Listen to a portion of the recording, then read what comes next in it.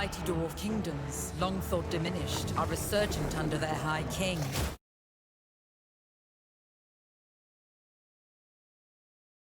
Hello and welcome to another Total War Warhammer guide. Today we are looking at the Longbeards with great weapons, the Hammerers, and my single favourite unit in the Dwarf army, the Slayers. That's what I'm talking about. They play very different to each other. They all have different uses. We're going to talk about the differences between all the units and how to use them in the battle once we've done that. So first up, we're going to look at the Longbeards. They're very sort of static-y. They do indeed have long beards. They do exactly what it says on the tin. I don't know how they fight with those beards. That's ridiculous. Look at it. Look at it. It's like touching the ground. No wonder they can't run fast. Not the short legs. It's just beard trippage. Right.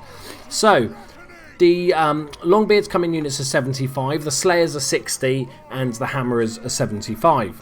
They are armoured and shielded, which is fantastic. They take less damage from non-armour piercing and also missile damage, fantastic. They have a charged defence against larger foes. These guys, they're called Longbeards for a reason. They are the older unit, they are the older guys in the Dwarf army, and they get promoted into this Longbeard unit.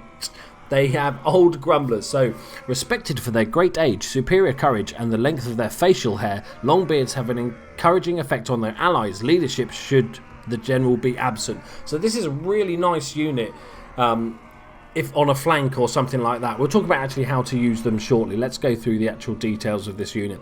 So 5,175 hit points, 95 armour, 76 leadership, all fantastic stats. Speed is painfully slow. It's like having an army of zombies.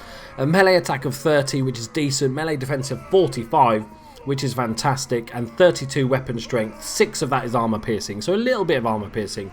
And 12 charge bonus, which for the dwarfs, that's massive. Just don't charge. Shoot stuff until they get to you and then finish them off. So as with all dwarfs, they have that magic resistance of 25%. They have the charge defense versus larger units because they just want to get in the fight. A large unit in this game is counted as a horse or larger, so that's fantastic. They can take on Reiksguard Knights, stuff like that. They also have an encourage ability, which normally only heroes have, which gives a boost to units' leadership around them, and they can hide in the forest, and they also are immune to psychology. These are old guys that have seen everything in battle, so they're immune to fear and terror and stuff like that. Amazing versus vampire count armies, which like everything causes fear and terror and stuff. But obviously the dwarves have a high leadership anyway, so that really helps. So the other option you've got is with the great weapons. So they get rid of their shield and it gives them the great weapon. So they're very similar. They still have that leadership bonus, but the weapon strength is 32. 25 of that is armor piercing, so very good against armored troops. Next up, we have a fantastic unit called the Hammerers. Look at the size of those fucking hammers. That is ridiculous size. That's comedy size. That's like Final Fantasy size. They are armoured, massive armour piercing, and they're what's called quantified as a damage dealer because they do stupid amounts of damage. They come in unit 75, as we said. They've got 95 armour, really good leadership of 80, 30 speed, melee attack of 44. They forgo a bit of their defence, no shields, etc., and they're more fighty, so they've only got 26 defence, which is still pretty decent, but weapon strength of 50, which is fantastic. So we see the breakdown. 40 of that is armour piercing. 40 is huge, and they have 16 charge bonus. They also have that dwarf magic resist, and they can hide in the forest. Lastly, but no means least, we have the Slayers. Now, I don't collect dwarfs on the tabletop army, but I have a unit of Slayers. I also have Ungrim Iron Fist, which is their hero, because I think they're beautiful models and they're really fun because they're so different to what most dwarf units are. Most dwarf units are massively heavy armoured. They're very structured, military, big blocks of troops. These guys are spread apart. They just want to fight against stuff. 2 axes, amazing. So the first thing to notice is they're anti-large, so they get a bonus of damage against larger troops, and this is because Slayers live to fight and they want to battle like massive monsters. The bigger the better. They want to test themselves against those larger creatures. They are fast for a dwarf. I love that in brackets. They also have Death Blow, which we'll go through shortly, and Whirling Axe. So Slayers are armed with 2 axes, definitely whirling them at high speed to deflect incoming missile fire. So that makes up for the fact they don't have a shield. As you can see, they've got 5,280 armour, units of 60, Sorry, 5 numbers tricky. 5,280 hit points, no armor whatsoever. So this unit has a shield, well, the two-handed axes, that blocks 25% of all small arms fire, which is fantastic. Leadership of 100, they don't care, they just want to fight, they're not scared by anything. Speed of 42, which, as it says, fast for a dwarf, still not quick, so don't rely on that. Melee attack of 38, defense of 28, weapon strength of 48. So as you can see the breakdown here, weapon damage is 36, armor piercing damage is 12. But if you're fighting a mounted horse or larger, you get 24 more damage, which is huge. That's 50% more damage. And they also have a very good charge for a dwarf of 26. So they have their dwarf magic resist at 25%. They can hide in forest. They are unbreakable. This unit does not suffer any form of leadership loss and will never... They just want to fight. They don't care if all their buddies, all their ginger buddies, are getting killed. They just want to get in the fight. And they have their death blow. This is a spell. It's a passive, so you don't have to do anything to make it happen, and it's all the time. And it's disabled if your health is great. I hate the way they write these descriptions. It's bad. But basically, if you're low on health, you get a bonus to your splash attack power, which is fantastic, and plus 8% armor piercing damage, which is brilliant. You don't have to do anything. It just means that when they're close to dying, they get even more powerful. So let's send them into battle against some poor Bretonian units, and then we will, talk about how to use them. Let's just send them up there. First things first.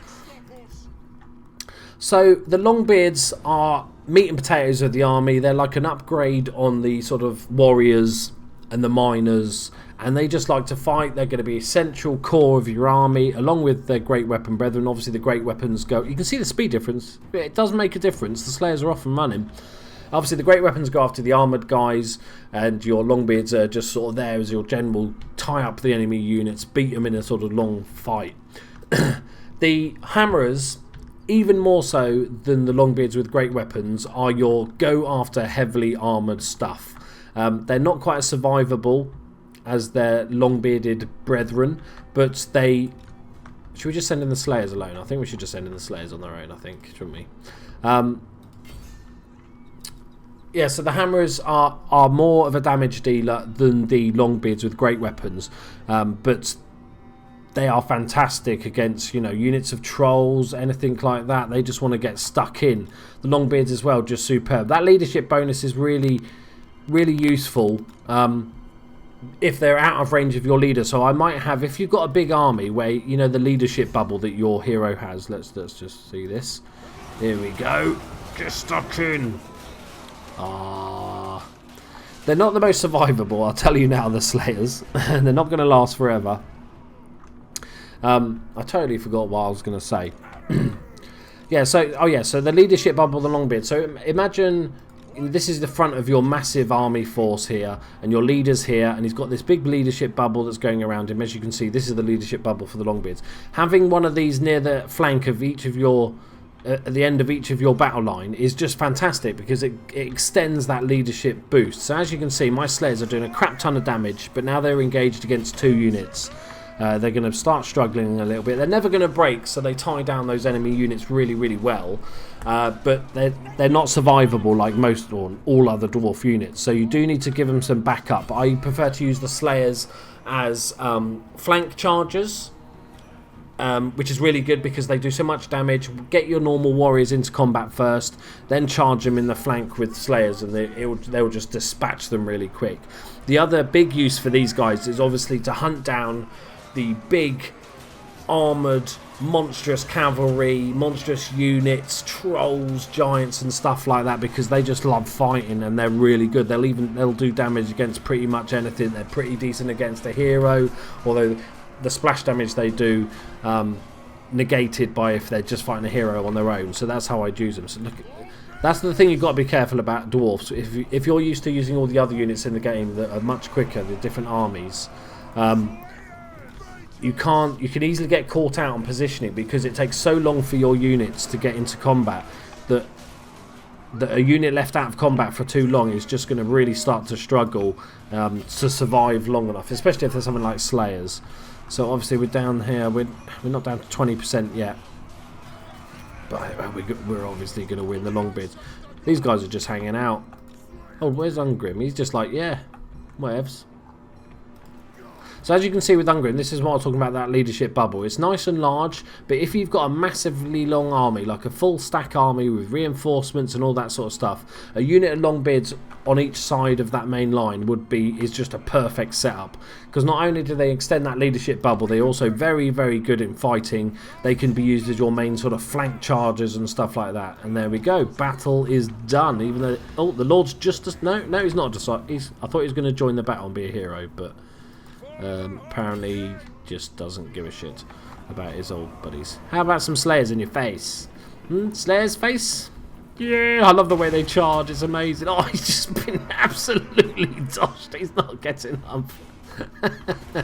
There you go, guys. Thank you very much for joining me. Hope you enjoyed it. Hit that like button if you did.